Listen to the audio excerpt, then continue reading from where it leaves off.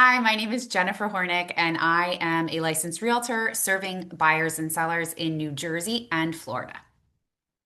I'm Bob Palestri, licensed in New Jersey, specializing in Long Beach Island. We are a father-daughter real estate team. We've been working together for a long time, and our clients will probably agree that you get more for your money when you hire a real estate team. So, what we want to talk to you guys about today are four topics that we think would be very helpful for you to know more information about. So, the first one is Long Beach Island pricing and some myths about it that we want to clear up. The second is the new real estate transfer tax that has been implemented in New Jersey. The third is the concept of a seller doing a home inspection. And the fourth is the concept of a seller doing a home appraisal. So, Bob's going to kick us off, and we're going to talk about these topics for you today. Thanks, Jen. Yes, LBI is not the Hamptons, as some marketers have been trying to perpetuate. This year, 73% of all homes closed and sold on LBI are in what we are calling the LBI sweet spot of $1 to $3 million. That's very affordable, that's family oriented, and it gives you a solid investment. So, if you saw our report last week, in this year, only three homes sold over $6 million. So, the myth that it's the Tony North End and it's very expensive is a myth. We are selling most of the homes, the majority in that $1 to $3 million price range. So, the message would be don't give up on Long Beach Island because you think you've been priced out of it. If you're in that $1 to $2 million range, you will still have opportunities. And there are still opportunities for knockdowns and livable knockdowns, which we've talked about before too. Yes, that sweet spot is 1 to 3 mil. So, you look at the inventory. The inventory a few years ago was 500 homes. The inventory now is stabilized at 120, 125 homes. It's not a seller's market. It's not a buyer's market. It's a market where you, the client, whether you're the seller or the buyer, working with your team, can create the opportunity. It's a time for creation of opportunity. So we need to keep that in mind. Okay. What was the next thing you wanted to talk about? Appraisal or home inspection? Or did you want Yes. to go? No. Yeah. Let me. So there's most people are getting a mortgage in that $1 to $3 million range, and they're going to go to a bank who's going to do an appraisal. We're suggesting pre-listing appraisal that you have in your pocket. You can use as a negotiating tool, and you can use that in case the bank's appraiser comes in with something different. We can work through that. You don't want to get caught at the end of the deal taking your home off the market for 45 days, waiting for a commitment from your bank, and then have a problem on the appraisal. So we strongly recommend the pre-listing appraisal. The second part of the pre-listing information would be the pre-listing home inspection. Another area where you can get caught. The buyer is going to do a home inspection. They're going to come up with odds and ends, maybe some little things, maybe some major things. I'm sure you, as the seller, understand what's wrong with your home, but you might not catch everything. So that home inspection will give you a heads up on what might be coming from a client. The other thing is it gives you time to price out anything that's needed. Let's just say there's a problem with X or Y, and the client comes in at the last minute with a $5,000 estimate.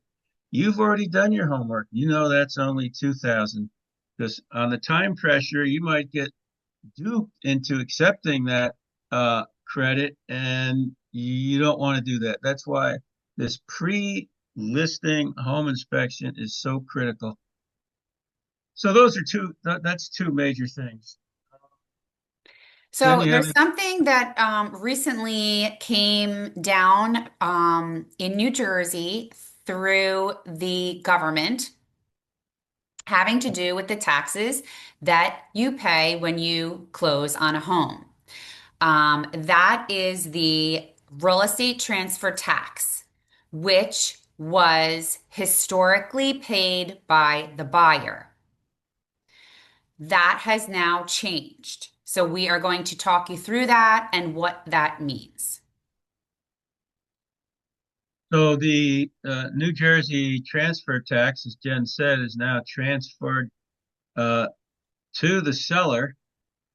It's a graduated tax. It's still at a 1% at $1 million, but then it goes up as high as 3 or 4% as And the that's the price. other change too, is that when it was on the buyer to pay this tax, it was stable. It was not a graduated fee. It was always 1% of the sales price that was paid by the buyer. Now, depending on the sales price, that number changes and it's paid by the seller. So it's a big change. Sorry, go ahead. Yes. So how do we get through that? You know, there are smart sellers out there and there are smart buyers. So we're thinking as we go through this, and I've seen some of this happening already, uh, as a buyer approaches the sale, they are offering, in fact, I just saw this the other day, they are offering to pay some of that transfer tax of the sellers of that tax. So it's a negotiable item. You just have to add it to the whole process of buying the home. Don't be frightened by it because sellers will be flexible, buyers have to be flexible, and I think negotiating that fee back and forth will make a win-win for both parties. And as a seller, you should also know that this is, you would talk about this with your listing agent about what are your estimated closing costs. You need to know what your estimated closing costs are before you decide on the price to list your house. I have seen many times in the MLS, a price will be increased for a listing. And I always did not understand why a realtor would be increasing a price on a home that they listed. Well, I finally figured out that sometimes the reason they're doing this is because the seller did not understand what their closing costs were going to be. And then they got an offer. And when they talked it through, the seller was like, oh, geez, I need to have a higher list price. So that is one of the reasons that they do it. This is something that is important that as a seller, you understand in pricing your home and you go through this with your agent and you understand all the taxes, all the fees, everything that's going to be paid when you sell. And this is just another piece of that. And yes, good points, Jen. And also, increasing your price because of that transfer tax is not a good strategy. You're better off negotiating. Here's what happens. We've talked about this. Look at the days on market. Uh, if you increase your price over market value, your home could sit there for 6 months. I've seen homes like relisted every 6 months by three different realtors. So they keep changing. You have issues of carry costs. You have issues during that 6 months of, hey, your air conditioning can break down. There's a lot of things that can happen. You don't want a long days on market. We are proponents of 30 days and out. So think about that and don't just knee jerk and say, oh, because of the transfer tax, I have to increase the price of my home. First, stabilize what your house is worth, not in your mind, but in the market's mind. And I can tell you, in New Jersey and in Florida, it is not a good idea to test the market by saying, I'm going to put it out at this higher number and I can always negotiate. That is not a good idea. It is not going to help you. And actually, the data shows that when you list your price over market value, you end up with a less net and a lower sales price than if you had priced it correctly from day one. The data actually shows that. So just don't make that mistake of, I'm just going to test the market. I don't want to leave any money on the table. That was all I had to say. Did you have anything else? No, just if you have any questions on any of this, you can reach out to Jen. You can reach out to me. I'm available 24/7. I never sleep anymore. Have a great day.